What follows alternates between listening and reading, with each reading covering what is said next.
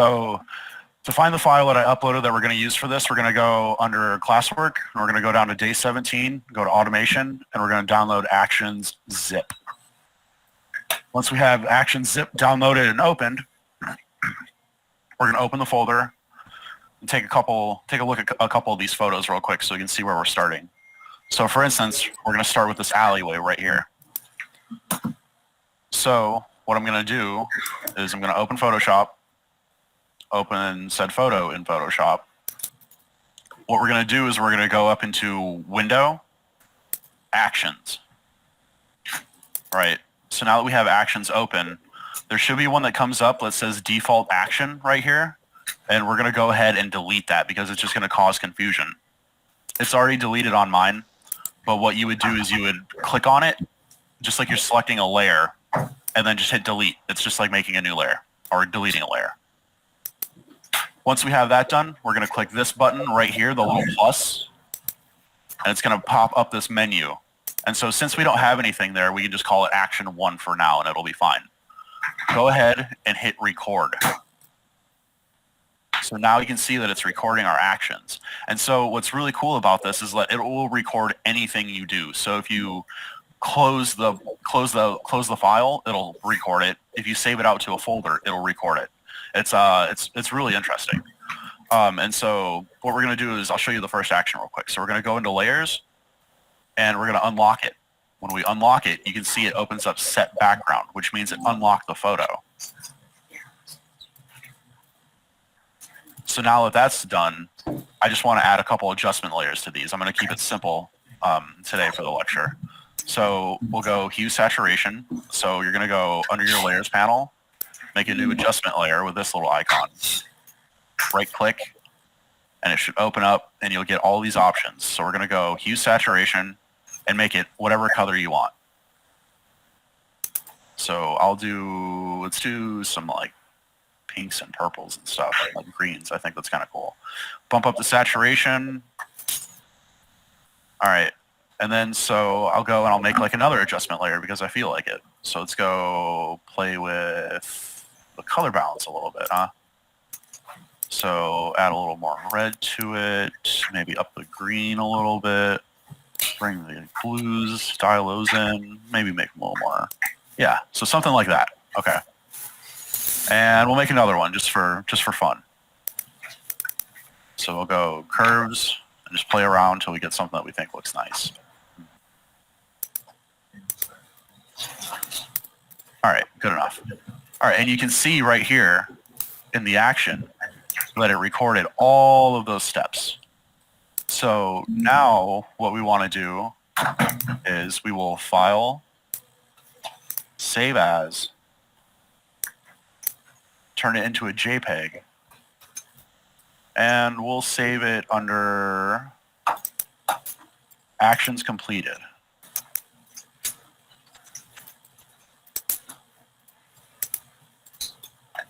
And then hit OK.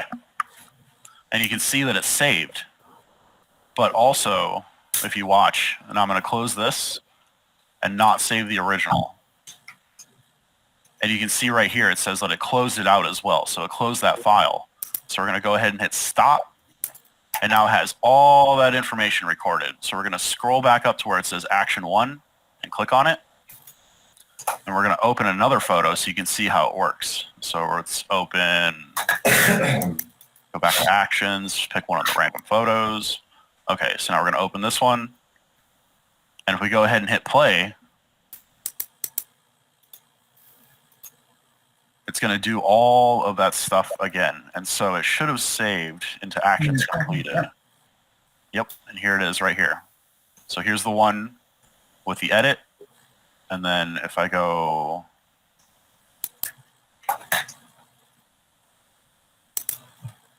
into here. Did you export it as a JPEG? Yes, yeah. So like even so here's the original. And then here's the one with all those automated edits made to it. And so if you export it as like a TIFF, a JPEG, anything like that, it's going to save whatever you export it as and then also close it. And so what's really cool about automation is if, say, like you wanted to come in here and you wanted to adjust something. Say you wanted to like, crop it in, right? So we'll put in a crop, I'd say, well, somewhere around here. But what you can do is, so if you wanted to like crop it, you can add stops as well. So when you're recording an action, you can hit stop and it'll stop recording and you can crop it, change the size. And then what you can do from there is you make your adjustment and then hit play again and it'll pick up where it left off. So if you needed like specific sizes for specific photos within the batch, there's still like a like hand done touch you can do. I'm not sure how to like just set them into the actual like layout, like into the timeline of things. So I probably have to make a whole nother one. So if everybody's interested in that, like I can show you as well. But what I'm going to do right now is I'm going to show you batching, which is really cool. So I'm going to close this file. Hold on a second. What did you do after you exported it, Austen?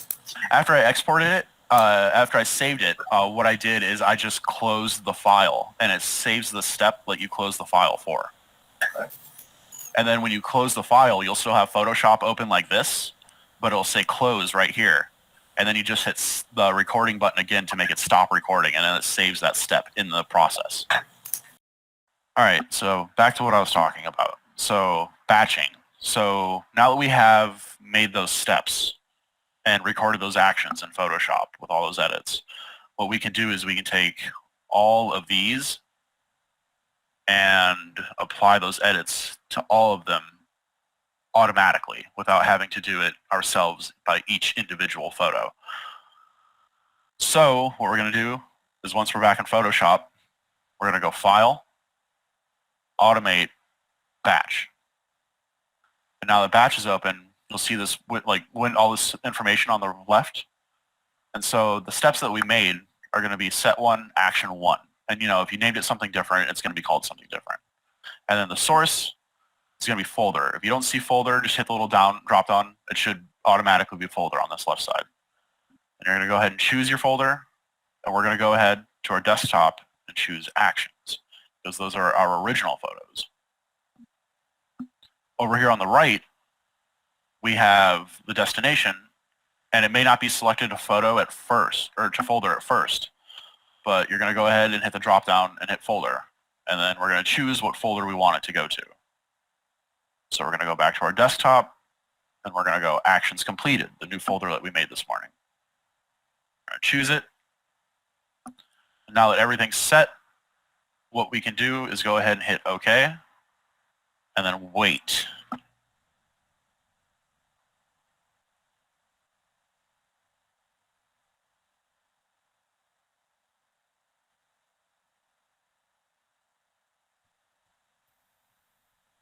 So you saw on the earlier portion of the demo that I only edited one photo, saved one photo, and then closed the file on one photo. Well, the reason it didn't open up all those files that it just automated is because it saved closing that as one of our steps. So you don't even have to look at it necessarily unless you want to. What's really cool, I'm not sure how to add a new one necessarily, but when you're recording and you want to make like adjustments by hand, you can just hit the stop button and it'll add a stop where you can make your adjustments and then press play again and it'll keep recording and it'll pick up like where it left off. But anyway, so now that we have our batch made, we're going to go ahead, close Photoshop, and we're going to come into our actions folder. And we're just going to open up like a couple of these. So let's open up, we'll open up this one. We'll open up this one. And we'll open up this one. Okay. And now I'm going to open up my actions completed folder.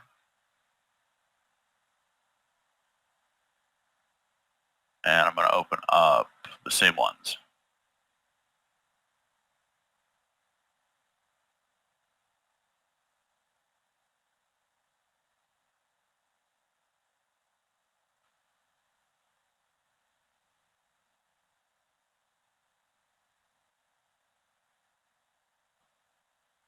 So now when we compare them side by side, you can see that all those edits were made to the photos without us having to do anything, since we recorded all of the steps that we wanted to take in that first one. So the original, and then it applied the adjustment layers and the curves and all that other kind of stuff that I did to it. If you wanted to say, like resample the photo, you would do the resampling as part of your automation process, and then it'll change it to the 300, DPI or whatever. So yeah, see, here's the original, and there's the edit. And all I had to do was make one and then run the rest through the program. And I did it without me having to do really anything to it.